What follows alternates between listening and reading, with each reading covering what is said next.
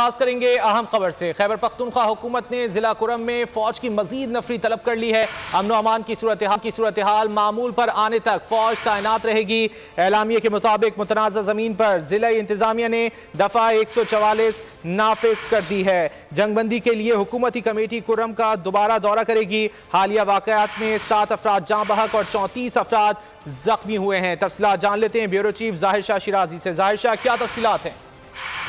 جی بالکل، محکمہ داخلہ خیبر پختونخوا نے کرم کی صورتحال مزید خراب ہونے سے روکنے کے لیے باقاعدہ طور پر مختلف علاقوں میں فوج کی ڈپلائمنٹ کے لیے درخواست کی اور ایک اعلامیہ بھی جاری کر دیا ہے۔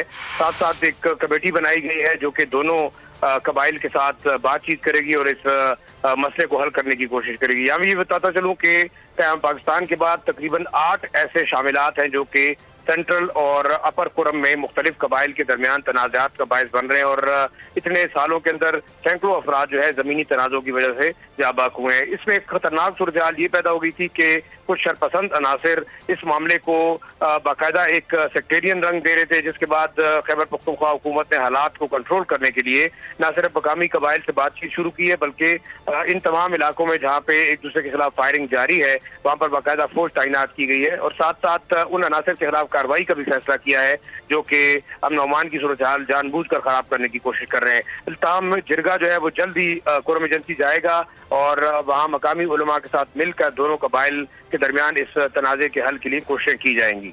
ظاہر شاہ، یہ بھی بتائے گا، کچھ معلوم ہو سکا ہے کہ جو حکومتی کمیٹی ہے کب یہ دورہ کرے گی؟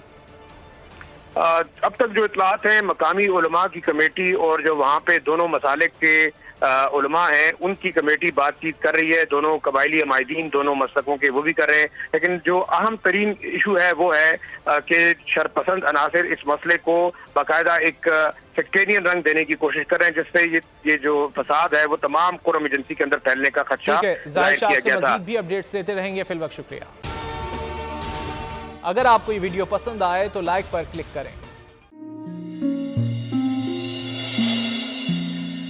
اپنا گھر یوں معیشت کا پہیہ بھی گھومے گا، مزدور بھی سر اٹھا کے جیے گا،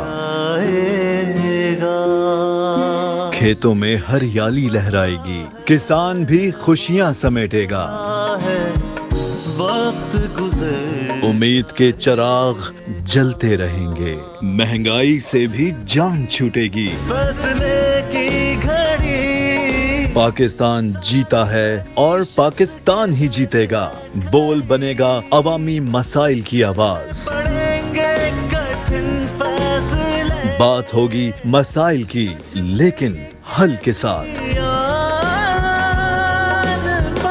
دیکھیے خصوصی نشریات مشن معیشت بدھ کے روز 1 بجے صرف بول نیوز پر۔ سبسکرائب کریں اور بیل دبائیں تاکہ کوئی خبر رہ نہ جائے۔